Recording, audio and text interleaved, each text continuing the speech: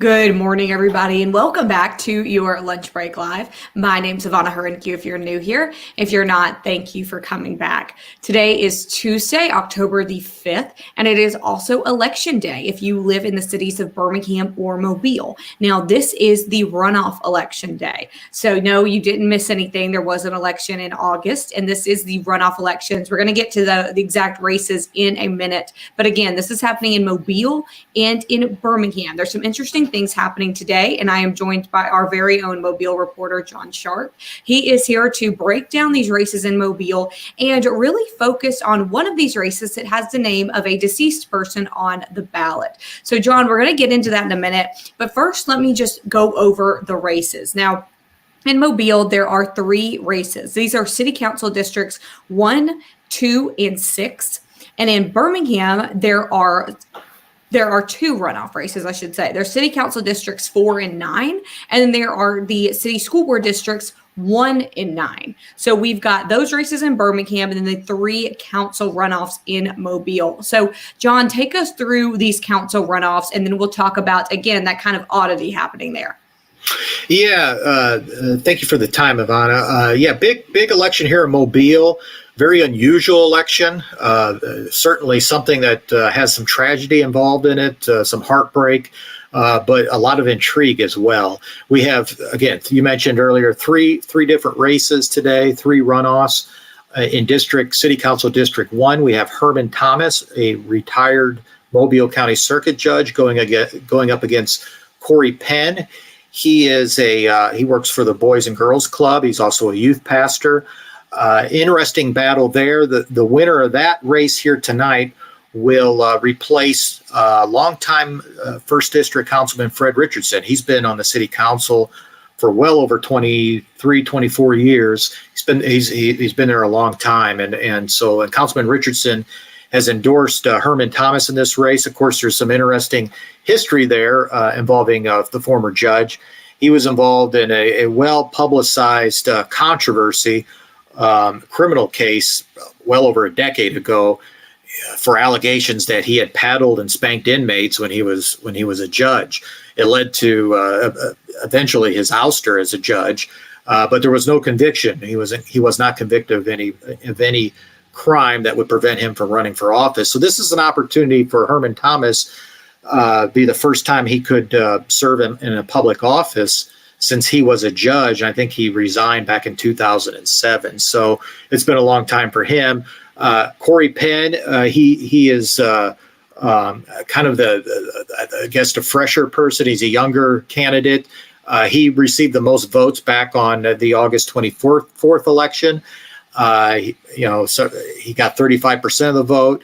Thomas got 28% of the vote. There was, I believe, 7 people that were running in that race. So those two are squaring off here this evening.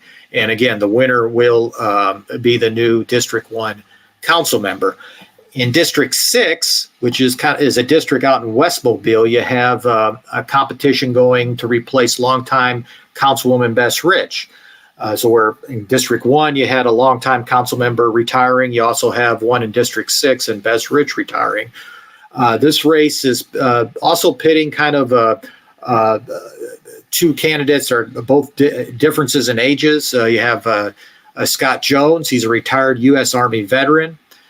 He's also a neighborhood association president. He's running against Josh Woods, who is the executive director of the grounds. And Mr. Woods is a father of some young children. He's running on a campaign of looking towards the future, one that he's vested in this community and wants to bring back community forums, host neighborhood events, and that sort of thing. Whereas Jones is running a campaign as he's framed himself as a mature leader. He's running on experience, vision.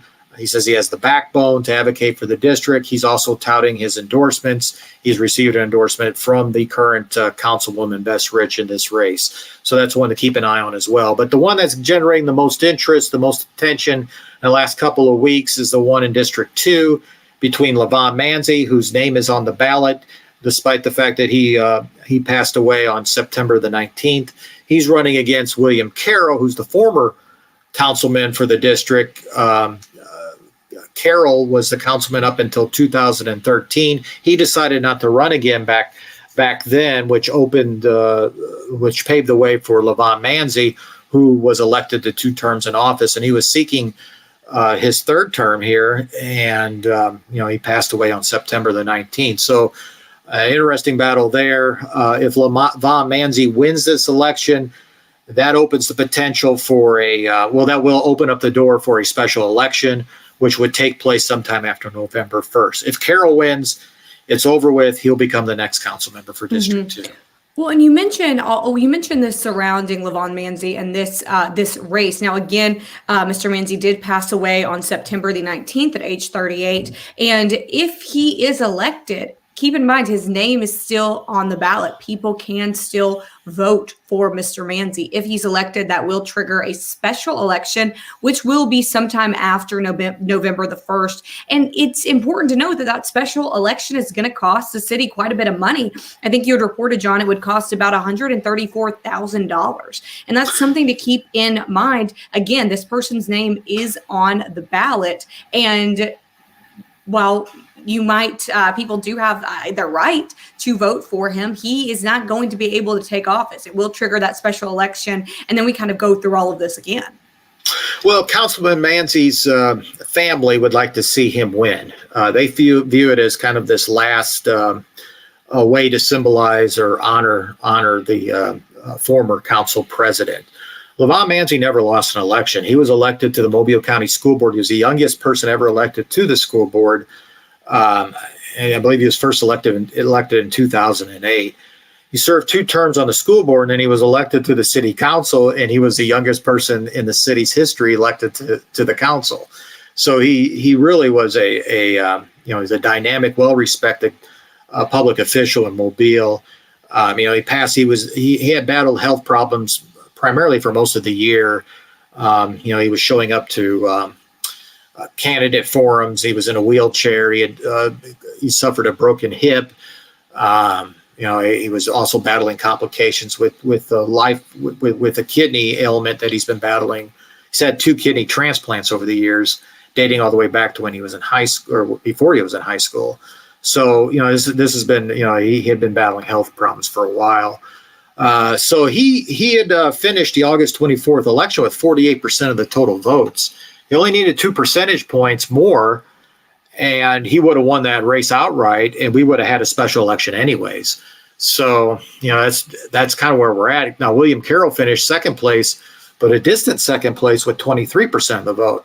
Now, Carroll supporters in the last week and a half or so have said that, it would cost money, and you have a candidate here who's done the job before. I mean, William Carroll was the District 2 councilman before Levon Manzi. So he has experience in public life.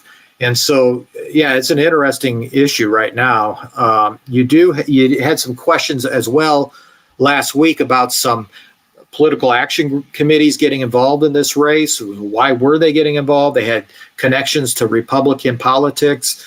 And this is a mostly Black Democratic district. And so there's been some questions on why the Republican Party or Republican Party strategists would be interested in this particular race. That's raised some questions and some alarms for some of the ministers and pastors that are quite active in the community in District 2. So, I expect a close race here this evening. Time will tell, obviously, what the exact results will be. I'm not making any predictions, but I do expect a lot closer than what we saw on August the 24th. And experts expect this turnout to be pretty low. It is important to note that as well. Now in Birmingham, again, let me go over your races in Birmingham. So in Birmingham, the races happening are city council districts 4 and 9 and city school board districts 1 and 9. So there's 2 races going on in District 9, 1 in District 1 and 1 in District 4. Now in these races, we have City Council President William Parker. He is facing a runoff with challenger JT Moore. That's in District 4. In District 9, regarding City Council, we have John Hilliard going up against LaTanya Tate. That again is in District 9. For the Board of Education races, we have Sherman Collins Jr. and Douglas Ragland in a runoff in District 1. And in District 9, we've got Ladarius Hilliard and Jason Meadows. And again, that is in District 9.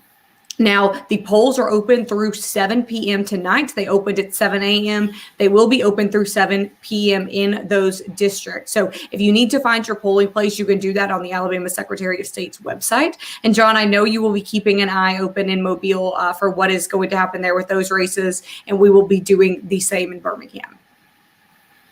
That's correct. Yeah, check back to AL.com. We should have results later on this evening.